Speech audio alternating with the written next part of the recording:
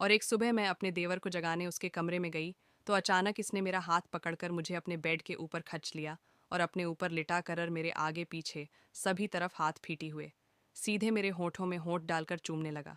मैंने धक्का देकर उसे अपने से दूर किया और कहा, शर्म नहीं आती तुझे? मैं तुम्हारी भाभी हूँ। ये सुनकर उसने अपनी आंखें खोली और हंसते हुए कहा, सॉरी भाभी, मैं नींद में था और मुझे लगा मैं ख्वाब देख रहा हूँ।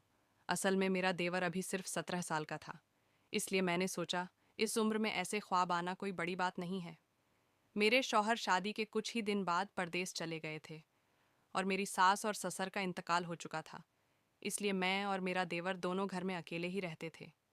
फिर इसी तरह एक दिन मैं अपने कमरे का दरवाज़ा बगैर लॉक किए कपड़े बदलने लगी और जैसे ही मैंने अपने सारे कपड़े उतारे तो तभी अचानक मेरा देवर दरवाज़ा खोलकर सीधे मेरे कमरे के अंदर आ गया। मैं बगैर कपड़ों के इसके सामने खड़ी थी और इसकी नज़रें कभी मेरी छाती तो कभी नीचे की तरफ जा रही थीं। मैंने अपने दोनों हाथों से अपनी छाती को ढक लिया और गुस्से से डांटते हुए इसे कमरे से बाहर चले जाने के लिए कहा। मुझे इस हालत में देखकर उसकी आंखें तो खुली की खुली रह गईं।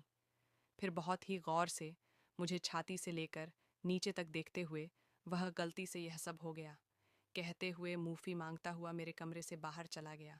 फिर एक रात में अपने कमरे में उल्टा लेती थी तो तभी अचानक वह जल्दी से आकर मेरे पास बेड पर लेट गया और उसने सीधा अपना हाथ मेरे पीछे और मेरी टांगों पर फेरना शुरू कर दिया और कहा, हाँ भी, इस दिन सुबह जब गलती से मैंने आपके वोटों को चूम लिया था, इस दिन से मैं सिर्फ आपके ख्यालों में ही खोया रहता हूँ।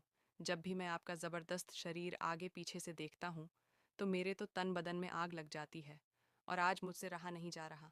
मैंने इसी वक्त इसका हाथ अपने पीछे से हटाया और गुस्से से डांटते हुए इसे अपने कमरे से बाहर निकल जाने के लिए कहा, लेकिन अब तो वह विस में पूरी तरह से अंधा हो चुका था और उसने ज़बरदस्ती मुझे पकड़कर बेड पर सीधी कर लिया और मेरे ऊपर सीधे मेरे होठों में होठ डालकर मेरे आगे पीछे सभी तरफ हाथ फिरना शुरू कर दिया। मैं बहुत डरी हुई थी और वह अपने से दूर करने की कोशिश कर रही थी, मगर उसने मुझे बहुत ही जोर से पकड़ रखा था और पाबू की तरह मुझे होठों से लेकर छाती तक चूमने और काटने लगा हुआ था। इसके हाथ ऊपर से लेकर नीचे तक मेरे शरीर के हर हिस्से को छू रहे थे, पर अब तो इसने ज़बरदस्ती मेरे कपड़े भी उतारने शुरू कर दिए थे। फिर जैसे ही उसकी पकड़ मेरे जिस्म से थोड़ी सी ढीली पड़ी तो मैंने पूरा जोर लगाकर धक्का देकर उसे ने से दूर किया और भागकर अपने कमरे से बाहर आ गई और कमरे का दरवाज़ा बाहर से बंद कर दिया। फिर मैंने इसी वक्त अपने शौहर को फ़ोन करके पूरी बात बताई तो मेरे शौहर ने पुलिस को फ़ोन करके घर भेज दिया।